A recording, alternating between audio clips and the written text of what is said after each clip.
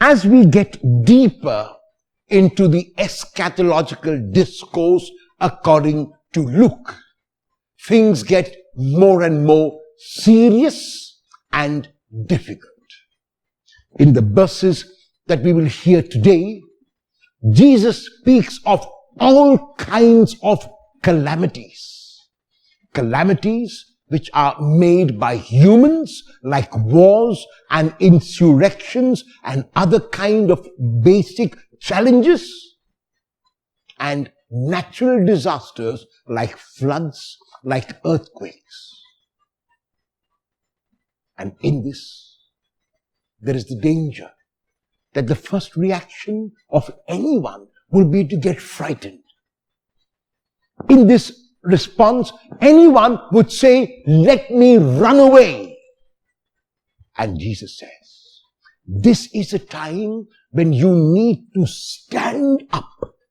This is a time when you need to show that you believe in a God who wants what is best for you.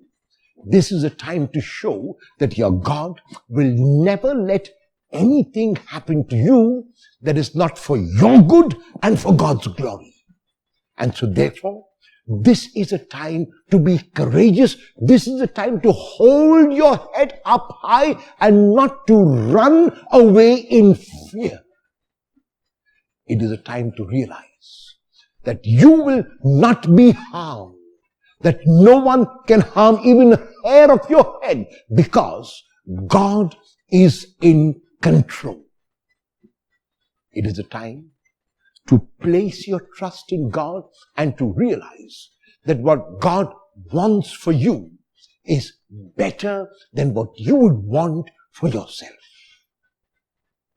There are times in our lives when we are faced with calamities. We are faced with the sudden death of a loved one. We are faced with the fact that a member of my family has come up with a terminal illness.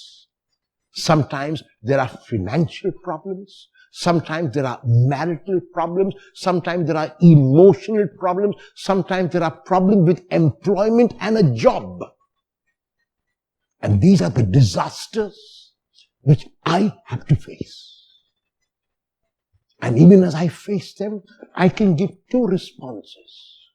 The first response is to give up, to give in, to lose hope, to give into a habit like smoking or drinking or going into drugs because life has overwhelmed me. It's so difficult to bear. Another response is to respond with courage, with strength, with fearlessness, to know that there will be a better now. It means to realize that this has happened for a reason. I check the causes, I rectify what I was doing wrong, and I ensure that I correct it to the best of my ability, even if I have to seek the help of outsiders. And once I have done all that is required for me to do, I leave what remains in God's hands, knowing full well that no matter what the calamity, it could be a terminal illness, it could be the death of a loved one, it could be a financial loss, it could be a marital challenge, the Lord has given it to me so that I can respond to Him and to the challenge with courage, with hope, and with love. So Jesus asks His disciples, if they are genuinely His disciples, not to hang their heads in fear, but to hold their heads high in confidence and courage.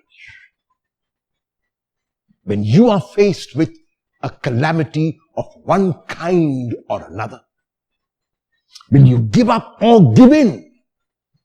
Or will you hold your head up high and tackle it like a disciple of the Lord?